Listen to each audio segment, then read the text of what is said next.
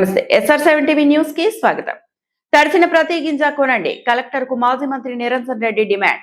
వర్షాలకు నానిన ధాన్యం చూసి చలించిన మాజీ మంత్రి. కొనుగోలు కేంద్రాల్లో రైతులకు భరోసా. పెద్దమందడి ఘనాపూర్ అకాల వర్షాలకు తడిసి మూలకెత్తిన ధాన్యాన్ని పరిశీలించేందుకు మాజీ మంత్రి సింగిరెడ్డి నిరంజన్ రెడ్డి పెద్దమందడి ఘనాపూర్ మండలాల్లోని కొనుగోలు కేంద్రాల్లో విస్తృతంగా పర్యటించారు.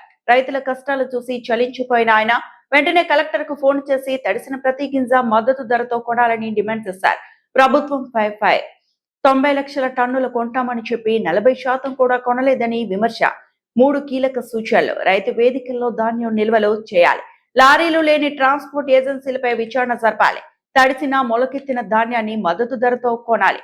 రైతులకు భరోసా. నెలల తరబడి పడిగాపులు కాస్తున్న రైతులను ఓదార్చి ధైర్యం చెప్పారు. ఆయన వెంట జిల్లా రైతు సమితి మాజీ అధ్యక్షులు జగదీశ్వర్ రెడ్డి, మీడియా కన్వీనర్ నందిమల్ల అశోక్ తదితరులు ఉన్నారు.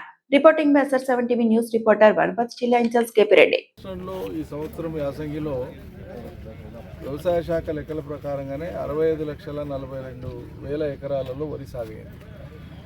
ఈ వరి సాగు విస్తీర్ణం పెరగడానికి ప్రధాన కారణం కాంగ్రెస్ సర్కారు మోసపూరితంగా రైతుల్ని మభ్యపెట్టడానికి, ఆశ పెట్టడానికి బోనస్ ప్రకటించింది. వరికి బోనస్ ప్రకటించింది.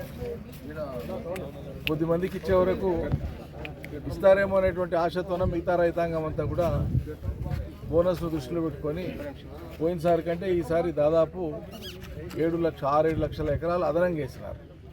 సన్నాలు మరీ ఎక్కువ వేసినారు. కొనుగోళ్ల కాడికి వచ్చేటప్పటికి ఘోరంగా విఫలమైంది సర్కారు. ఏ నియంత్రణ లేదు. చెల్లా చెదరైపోయింది మొత్తం వ్యవస్థ అంతా కూడా.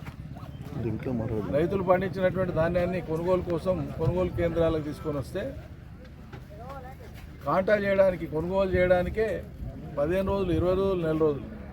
కాంటా అయినటువంటి ధాన్యాన్ని లోడింగ్ చేసి ప్రభుత్వం నిర్దేశించినటువంటి గోడౌన్లకు పంపడానికే మళ్ళా వారాలు. ట్రాన్స్పోర్టుకు వెహికల్స్ లేవు. అన్ని తప్పుడు కాంట్రాక్ట్లు ఇచ్చినారు. ప్రతి జిల్లాలో ఇదే వ్యవహారం. వాహనాలు లేనటువంటి వాళ్లకు వాహనాలు పేపర్ల మీద మాత్రమే చూపించి ట్రాన్స్పోర్ట్ టెండర్లలో పాల్గొంటే ఆయా నియోజకవర్గాల్లో ఉండేటువంటి ఎమ్మెల్యేలు, రాజకీయ నాయకులు కుమ్ముక్కు అయిపోయి అర్హత లేనటువంటి వాళ్ళు కాంట్రాక్ట్ టెండర్లు ఇచ్చినటువంటి కారణంగా ఇలా ట్రాన్స్పోర్ట్ చేసేటువంటి సమయం వచ్చేటప్పటికి తీరా ఇవ్వంతోనే వాహనాలు లేవు. ఈ వాహనాలు వెతుకులాడుకొని ఈడాడ తెచ్చే వరకు జాప్యం అవుతా ఉంది. అసలు కారణం ఇది. దీనికి తోడు ప్రభుత్వానికి కూడా ఒక దురుద్దేశం ఉన్నట్లు అర్థమవుతూ ఉంది.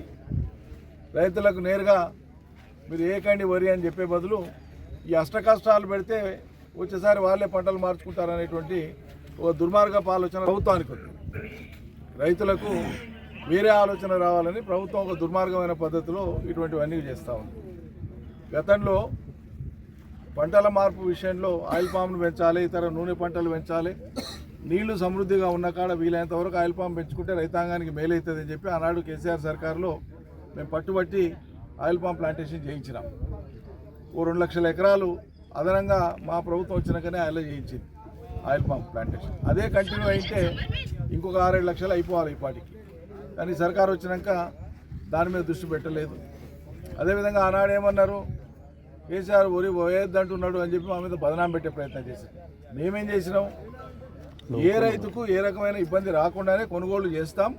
కానీ కాలగమనంలో మీ పరిస్థితిని అంచనా వేసుకొని నీటి లభ్యత ఉండి మీకు నీటి ఆధారం ఎండాకాలం కూడా నీళ్ళకి, యాసంగిలో కూడా నీళ్ళకి ఇబ్బంది లేదనుకునేటువంటి రైతులు మీరు మూగాండి, కొంత ఆయిల్ పామ్ కూడా షిఫ్ట్ అయితే మంచిది అనేటువంటిది ఒక సలహా చెప్పినాం రైతాంగానికి.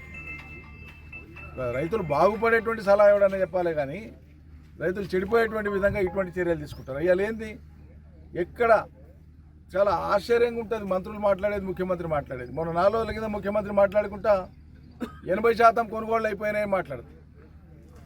ఈ సిగ్గుశరం ఉండాలి వినేటోళ్ళకన్నా. ఆయన మాట్లాడితే మాట్లాడిండేమో కానీ వినేటోళ్ళకి మాకే సిగ్గు అవుతుంది.